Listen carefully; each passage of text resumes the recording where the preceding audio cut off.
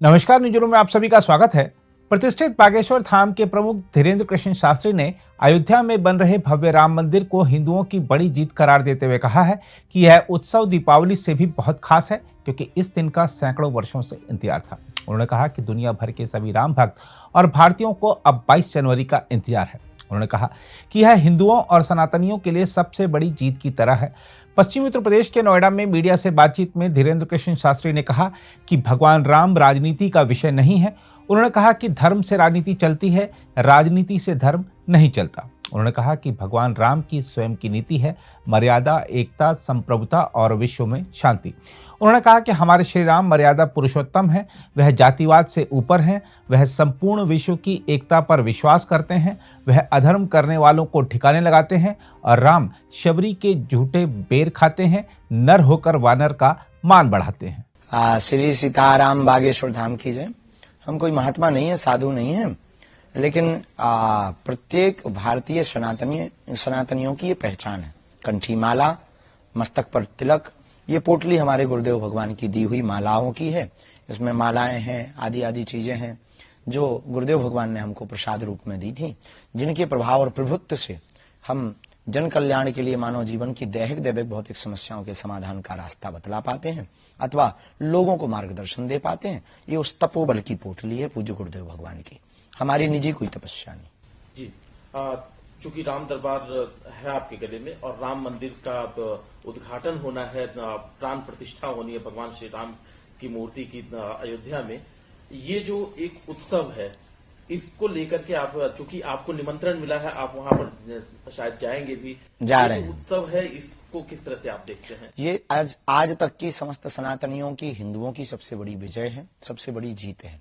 यह उत्सव दीपावली से बहुत ज्यादा खास है। निश्चित ही कोई ऐसा अभागा होगा जिसको इस दिन का इंतजार ना हो। हमको तो है, राम भक्तों को भी है। केवल भारतीय को नहीं, भारतीय मूल के लोग जितने भी अन्य देशों में रहने वाले लोग हैं उनको भी है। तो जो है हमारा यही कहना है कि उस दिन दीपावली मनावे और उत्सव का उत्साह पूछो मत। प्रेम अत्यधिक होता है तो वाणी कम बोलती, आंखें ज्यादा बोलती हैं। ठुमका लगाने को जी चाहता है, अयोध्या जी जाने को जी चाहता है। जी, लेकिन आप जो कह रहे हैं कि उत्सव का ये दिन है, विजय है सनातनियों की, लेकिन कुछ लोग इसी धर्म से जुड़े हुए लोग वो जो बयान दे रहे हैं, कोई कहता है अभी भी ये कोर्ट का फैसला है, मंदिर तैयार हो चुका है, लेकिन अभी भी कुछ लोग सलाह देते हैं कि वहां पर अस्पताल बनना चाहिए, तो कोई कहता है स्कूल बनना चाहिए, और कुछ लोग तो सनातन धर्म पर ही प्रश्न उठाते हैं कि इसमें तो जाति विभेद है। ये तमाम चीजें अभी भी प्रश्न उठ रहे हैं। बिल्कुल भी जाति विभेद नहीं, मूर्खतापूर्ण बातें हैं ये। और पहले तो उत्तर हम आपको ये दे देवे कि वहां पर अस्पताल वहीं पर क्यों बनना चाहिए?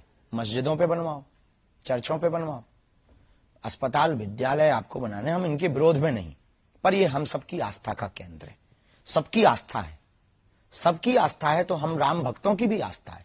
हम राम भक्तों की आस्था है तो केवल यही राम भक्तों के मंदिर पर ही अस्पताल क्यों बनना चाहिए?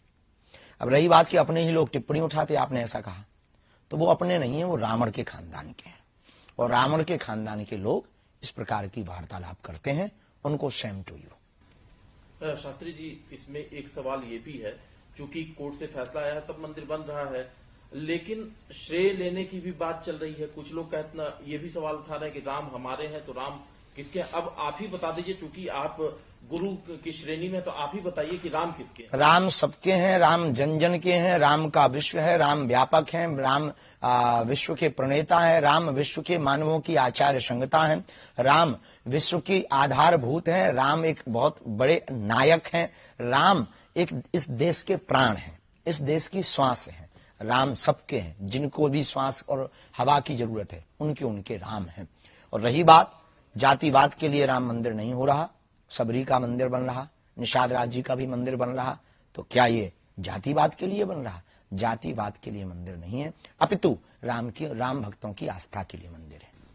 एक बयान जो आया कि वो भगवान श्री राम को उन्होंने कह दिया कि वो तो क्षत्रिय धर्म के थे, मांसाहारी थे, इस तरह के भी भगवान श्री राम। बाद में उसने क्षमा मांगी। मूर्खतापूर्ण बातें हैं, राक्षस वृत्ति के लोग हैं। इस प्रकार के जो वार्तालाप, न इन्होंने राम को समझा, न रामत्व को समझा, न राम तत्व को समझा, न इन्होंने राम के बारे में पढ़ा, न गढ़ा। इन्होंने सिर्फ अपने बयान को कहकर न्यूज में बने रहने का उपाय सोचा है, और सबसे सस्ता उपाय प्रभु श्री राम पर और राम भक्तों पर आस्था पर उंगली उठाना है इस देश में। ऐसे ही लोगों को ठिकाने लगाने के लिए हम भारत हिंदू राष्ट्र चाहते हैं। जी शास्त्री जी, प्रधानमंत्री जी ने एक बात कही थी, क्या आप उनसे सहमत हैं? उनकी जो बात थी कि जो लोग विपक्ष में बैठे हैं, जो खास तौर से सनातन धर्म का विरोध कर रहे हैं, उन्होंने लगातार लोगों की भावनाओं को ठेस पहुंचाई है, और जो हमारे फेस्टिवल हैं, जो हमारे मंदिर हैं, उनको उन्होंने लूट का माध्यम बनाया। आप इस बयान से कितने सहमत हैं? जो ऐसा कर रहे हैं उनके लिए ये बात सही है। एक चीज और है जो विपक्ष के लोग सवाल उठाते हैं कि प्रधानमंत्री जी और जो उनकी पार्टी है वो भगवान श्री राम के नाम पर राजनीति कर रही है, उनके नाम का इस्तेमाल कर रही है। आपको क्या लगता है? राम राजनीति का विषय नहीं है। धर्म से राजनीति चलती है, राजनीति से धर्म नहीं चलता। भारत के लोग जगे हुए हैं, वोट अपनी मति अनुसार दें, राष्ट्र हित में दें, भारत विश्व गुरु कैसे बने, भारत का विकास कैसे हो, अपने अनुसार दें। राम राजनीति का विषय नहीं है। राम की स्वयं की नीति है मर्यादा, राम की स्वयं की नीति है एकता, अखंडता, संप्रभुता, और राम जी की स्वयं की नीति है विश्व में शांति। तो जो राजनीति की बात कर रहे हैं, अगर कोई रोटियां सेक रहा, ये मूर्खता है। अभी आपने जिक्र किया था शुरुआत में कि सनातनियों की सबसे बड़ी ये जीत है। 2 मामले अभी और कोर्ट में हैं जिसको लेकर के भी संघर्ष जारी है, उसके बारे में आपकी क्या राय है? राय क्या, सिद्ध है कि ज्ञान वापी में शंकर है, कृष्ण जन्मभूमि कन्हैया की है। अब उसमें राय की बहुत ज्यादा आवश्यकता नहीं है। न्यायालय है इस देश में, न्याय प्रणाली है, और वर्तमान में मिल रही एसआई की रिसर्च में जो सबूत है, उससे यह निश्चित हो रहा है कि वहां पर सनातनियों का ही प्रभुत्व रहा, सनातनियों का ही मंदिर है, किसी अन्य मजहबियों का नहीं। इस देश में मोहम्मद गौरी, अकबर, बाबर, इन्होंने आक्रमण करके हमारे देश के मंदिरों पर जो कुठाराघात किया, उसके घाव वर्तमान में भरे जा रहे हैं। भगवान की कृपा से स्वर्णम काल है सनातनियों के लिए, हिंदुओं के जागरण के लिए। तो आपको लगता है कि बहुत जल्दी यहाँ पर भी फैसला हो जाएगा? होना ही है, होकर के ही रहेगा, और होना ही चाहिए। विवाद जल्दी खत्म हो, जल्दी से इन लोगों को शांति मिले, ताकि जो है ये बार बार इनके मुंह चलाना बंद हो जाए।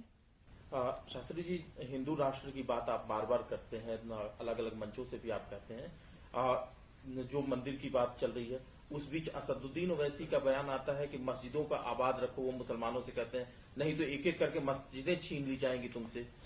ये उनका भीतर का डर बता रहा है कि वो कितने कमजोर हैं और कितने निर्दयी हैं। अगर हमको मस्जिदें तोड़कर मंदिर बनाना होता तो इतने मंदिर के जितने पुजारी हैं वही अभी तक खत्म कर देते मस्जिदें। हमें मस्जिदें नहीं, मस्जिदों पे मंदिर नहीं बनाने। जहां हमारे मंदिर थे हमें वहां मंदिरों के पुनर्निर्माण करवाने। अब उनको अगर ये डर है तो भगवान करे उनका डर बरकरार रहे।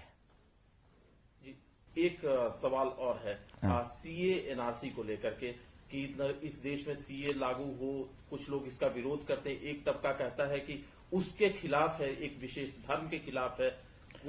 विशेष धर्म के खिलाफ नहीं है, इसमें बहुत न्याय प्रणाली के साथ सीए का प्रयोग है। बुद्ध, जैन, ईसाई आदि जितने भी आए हैं भारत में, इन्हें शरणार्थी कहते हैं। एक भाषा में शरणार्थी आए हैं।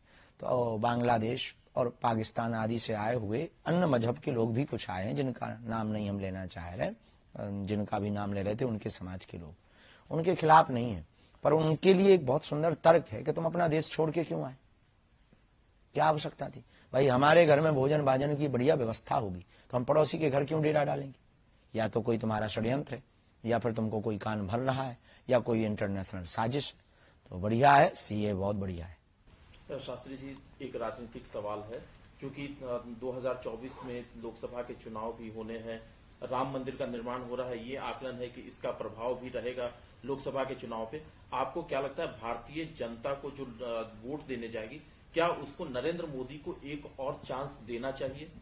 हम राजनीति पर टिप्पणी तो नहीं करते, न राजनेता पर टिप्पणी करते।